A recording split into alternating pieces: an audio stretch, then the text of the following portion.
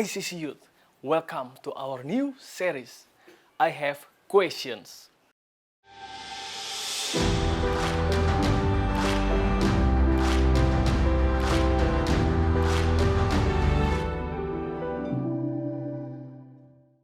Selama 4 minggu ke depan, kita akan belajar apakah kita boleh bertanya tentang Tuhan atau kita mempertanyakan Tuhan. Jawabannya adalah boleh, teman-teman. Kita boleh mempertanyakan di manakah Tuhan ketika situasi sulit. Nah, kita akan belajar ketika orang-orang mengalami kesulitan, ketika kita sendiri mengalami kesulitan, di manakah Tuhan? Nah, kita akan belajar di dalam 4 minggu ke depan banyak hal di mana kita justru harus bertanya, kita mencari Tuhan, bukan karena kita nggak percaya, tapi karena kita itu sebetulnya adalah orang-orang yang peduli, dan kita merasakan kesedihan yang dirasakan oleh orang lain, atau mungkin kita sendiri yang mengalami situasi yang sulit, sehingga kita mempertanyakan di manakah Tuhan di saat aku mengalami kesulitan, atau di manakah Tuhan ketika banyak orang yang menderita. So guys, selama 4 minggu ke depan, kita akan belajar itu. Dan yang pertama hari ini kita akan belajar adalah di manakah Tuhan ketika orang-orang mengalami kesulitan. Nah, kita tahu kan banyak masalah-masalah yang terjadi di dunia. Seperti ada kemiskinan, ada perang dunia, ada genocide. Kalian tahu genocide? Genocide adalah pemusnahan suatu bangsa atau ras atau suku. Seperti banyak yang terjadi di berbagai tempat. Yang sangat terkenal adalah genocide, pemusnahan terhadap orang-orang Yahudi yang dilakukan oleh Nazi Jerman. Kemudian ada juga bencana alam. Nah, dan yang sekarang sedang terjadi adalah masa pandemik. Jadi ketika orang-orang menderita, di manakah Tuhan? God, where are you? When people are suffering, where are you? Bolehkah kita bertanya? Seperti gue bilang tadi, jawabannya boleh. Kenapa? Karena ketika kita bertanya itu sebetulnya kita itu peduli. Kalau kita nggak bertanya, justru ada sesuatu. Justru kita harus bertanya kepada diri kita sendiri. Apakah kita betul-betul peduli pada apa yang dihadapi oleh orang-orang di sekitar kita? Atau apa yang dialami, kesulitan yang dialami oleh orang-orang di sekitar kita? Kalau kita sungguh peduli, pastinya kita akan bertanya. Dan sebagai orang Kristen, kita akan mencari Tuhan. Maka kita akan bertanya, Tuhan, di manakah Engkau ketika orang-orang mengalami kesulitan, ketika orang-orang bersedih karena dampak dari pandemi. Mungkin ada orang yang kehilangan saudaranya atau orang-orang yang terkasih, mungkin orang tuanya, atau mungkin temannya, sahabatnya, mungkin meninggal karena COVID, dan mereka sangat bersedih. Ada juga orang-orang yang kehilangan pekerjaan, mungkin orang tua kita atau mungkin saudara kita kehilangan pekerjaan atau bisnisnya mengalami kebangkrutan, penurunan. Nah, apakah kita akan diam saja? Nah, kalau kita sebagai orang Kristen, mungkin ada pertanyaan yang akan muncul di dalam kehidupan kita, di dalam benak kita. Tuhan, di manakah Engkau ketika orang-orang mengalami kesulitan? Kenapa Tuhan nggak tolong? Nah, hari ini kita akan belajar dari Ester 4 ayat 11 sampai 16 dan Ester 7 ayat 1 sampai 10. Jadi Ester waktu itu ada di suatu zaman di mana bangsa Israel itu sedang dibuang. Mereka dibuang ke Babilonia, kemudian sudah ada satu gelombang yang mereka kembali ke Yerusalem, tapi masih ada orang-orang yang tersisa. Dan akhirnya mereka di sana dikuasai oleh satu kerajaan yang namanya kerajaan Persia. Nah, di dalam satu kerajaan yang bernama kerajaan Persia itu, terpilihlah seorang ratu. Dia menggantikan ratu yang terdahulu, ratu yang jahat. Ratu itu bernama Ester. Ester adalah orang Yahudi. Dia dipilih menjadi ratu untuk menggantikan ratu yang jahat itu. Nah, kemudian apa yang terjadi? Sepanjang kepemimpinan sang raja, ada orang-orang yang dipilih oleh raja untuk menjadi pegawai kerajaan, pegawai tinggi di kerajaan. Salah satunya adalah Haman. Dan Haman itu dia membenci orang-orang Yahudi yang ada di dalam kerajaan Persia karena ia sangat sirik kepada mereka.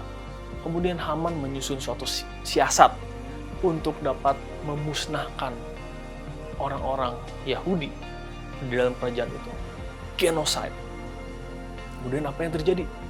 Yang terjadi adalah ada Mordekai. Dia mendengar rencana Haman dan dia datang kepada Ratu Esther. Dan Ratu Esther, dia terpanggil untuk menolong bangsanya untuk dapat terhindar dari genocide. Kemudian dia bicara kepada sang raja dan akhirnya rajanya mendengarkan dia dan akhirnya justru Haman yang dihukum mati dan bangsa Israel, bangsa Yahudi dapat diselamatkan. Itu semua karena Esther, karena Tuhan tentunya yang ada bersama dengan Esther, ada bersama dengan bangsa itu untuk menolong bangsa itu sehingga mereka tidak mengalami kebinasaan di zaman Persia. Nah, hari ini ada 3 poin. Di manakah Tuhan ketika orang-orang mengalami kesulitan, ketika orang-orang menderita? Where is God? Ada 3 poin. Yang pertama, gue mau kasih tahu, God was present. Di dalam kitab Esther, di sepanjang kitab Esther, nggak ada disebutkan nama Tuhan. Kalian tahu nama Tuhan? Yahweh, YHWH, Yahweh. Itu tidak dituliskan di dalam sepanjang kitab Esther. Tapi karena dia tidak dituliskan di situ, bukan berarti dia nggak ada. Buktinya apa?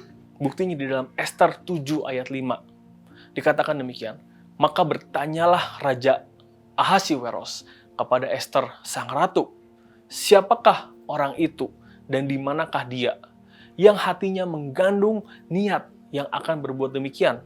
Maksudnya adalah mempertanyakan di manakah Haman, siapakah yang mau membunuh, melakukan kejahatan sedemikian rupa, melakukan genocide, membunuh seluruh bangsa Yahudi di dalam kerajaan Persia. Jadi sang raja bertanya kepada Ratu Esther, siapakah dia dan di manakah dia? Di dalam bahasa Ibrani transliterasi itu disebut kata kalimat siapakah orang itu dan di manakah dia, itu disebut Hu-e Zeh We-e Zeh.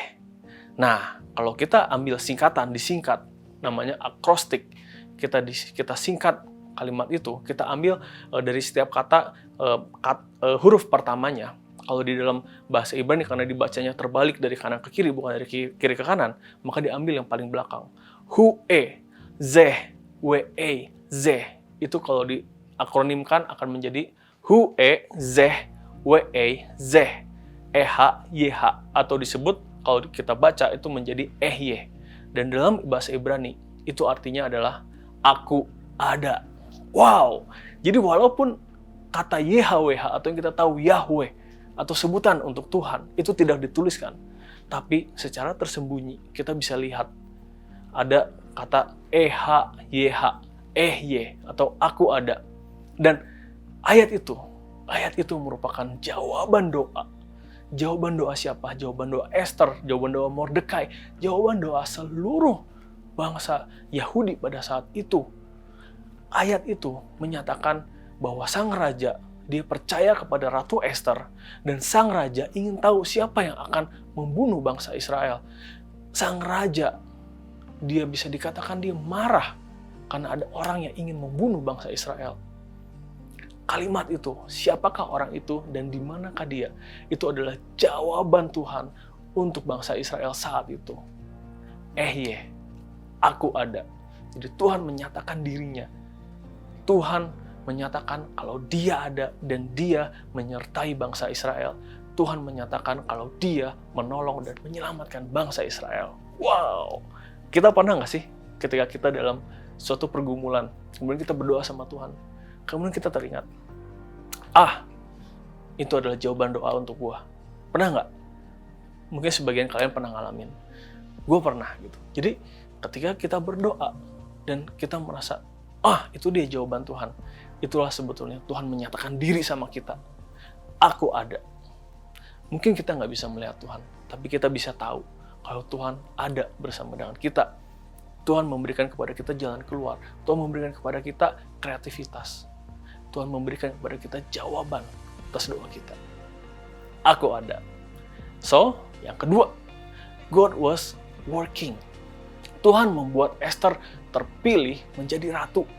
Tuhan juga membuat Mordekai, paman Esther, menjadi pegawai tinggi raja, sehingga dia bisa tahu rencana jahat yang Haman akan lakukan.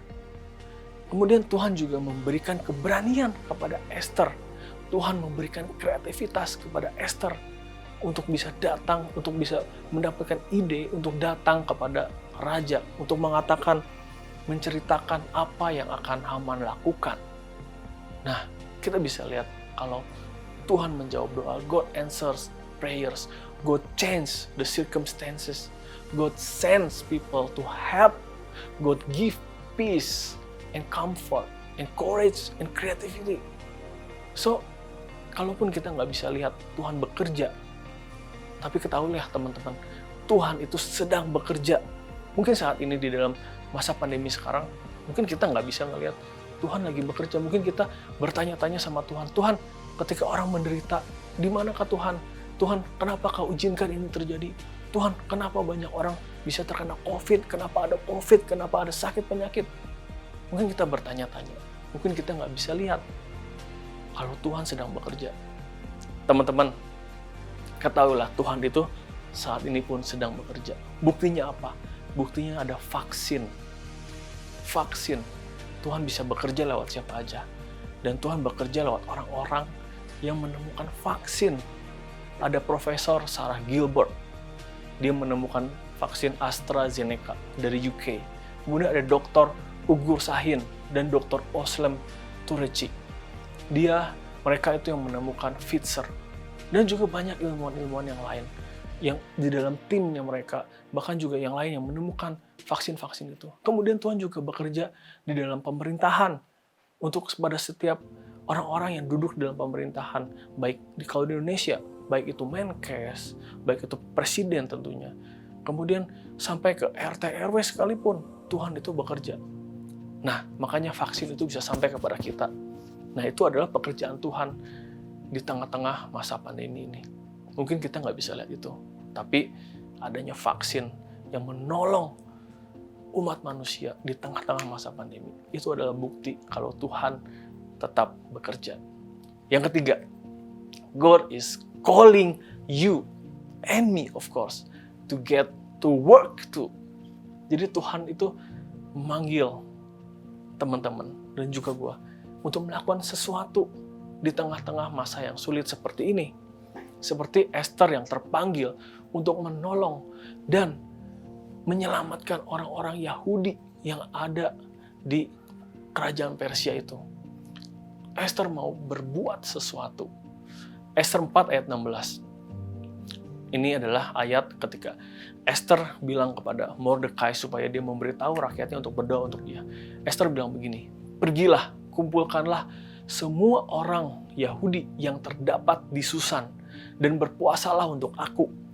Janganlah makan dan janganlah minum 3 hari lamanya, baik waktu malam, baik waktu siang.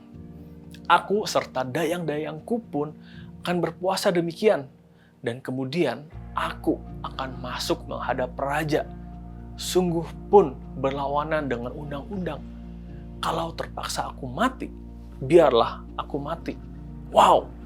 Jadi resiko yang harus Esther hadapi adalah kematian. Dia bisa saja dihukum mati oleh raja karena dia ingin mengintervensi apa yang sudah raja perintahkan dengan hasutan Haman tadi. Nah, resikonya adalah hukuman mati. Tapi Esther tidak memikirkan dirinya sendiri. Esther tidak mempedulikan dirinya sendiri. Dia memikirkan kepentingan orang banyak. Dia memikirkan kepentingan bangsa Israel, bangsa yang dikasihinya. Maka Esther mau melakukan dan menjawab panggilan Tuhan. Esther mau menolong bangsa Israel, walaupun resikonya adalah kematian. Nah, teman-teman, Tuhan itu memanggil kita semua, memanggil kalian, memanggil gue juga, memanggil kita semua untuk melakukan sesuatu di tengah-tengah masa pandemi ini.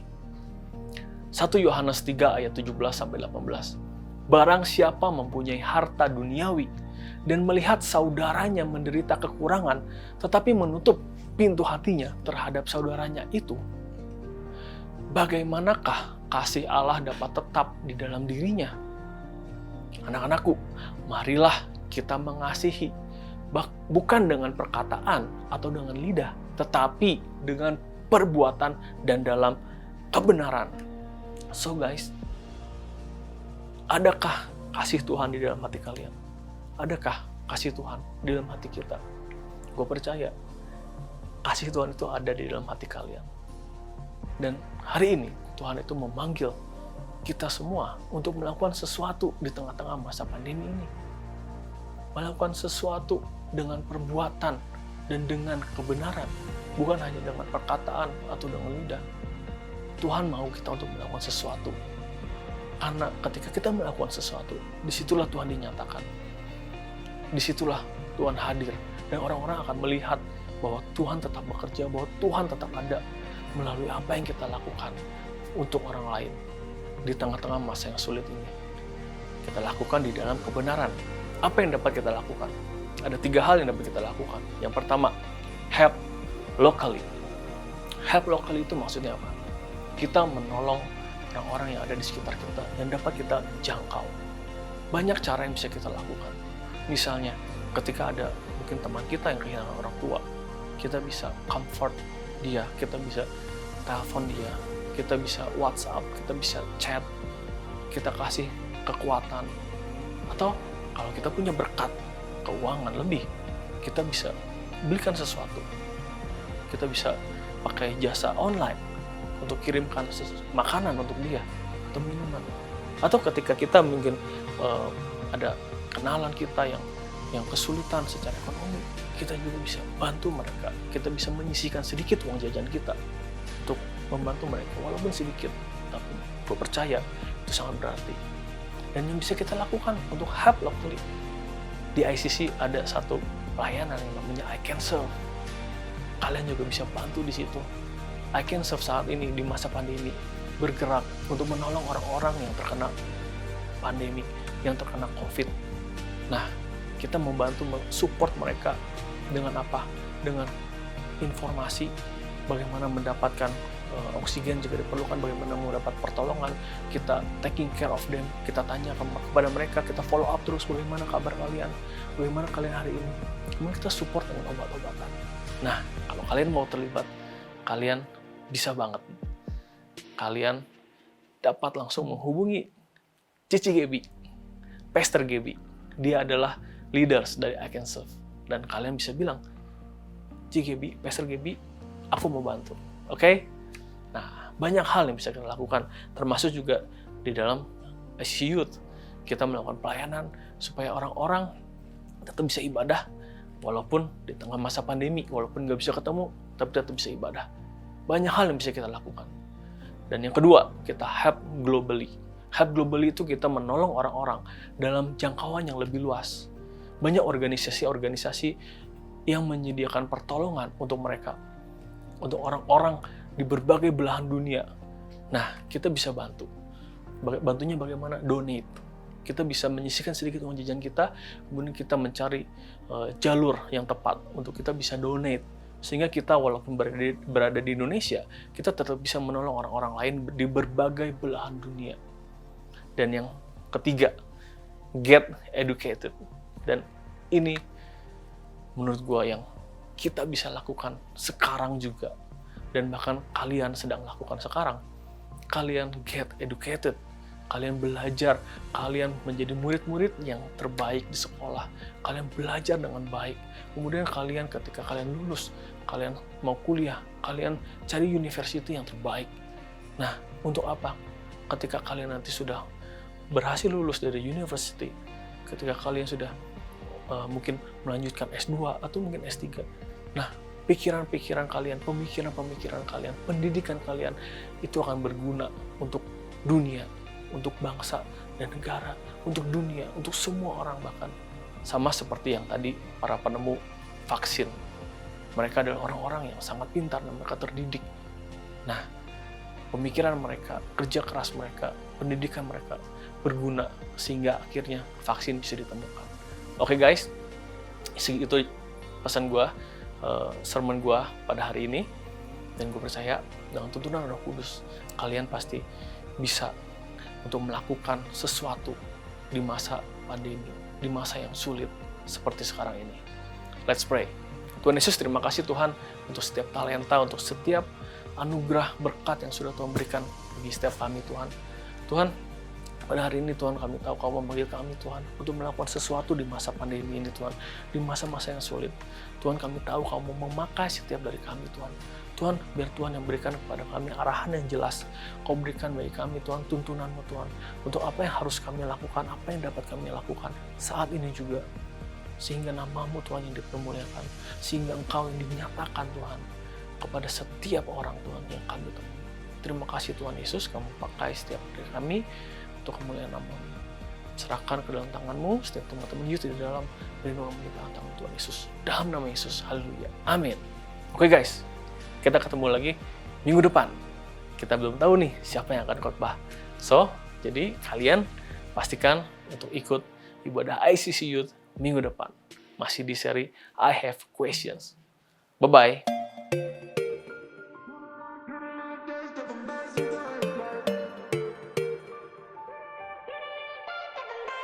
Okay, look, I never forget that day in the 1990s. You know where to find me. Being born, I'm a millennial. Run for cover before he put you on Vimeo or the Twitter. Come on, y'all, get a grip. I don't give a flip. I just wanna live, but better yet, I don't wanna die living a lie. Does anyone even realize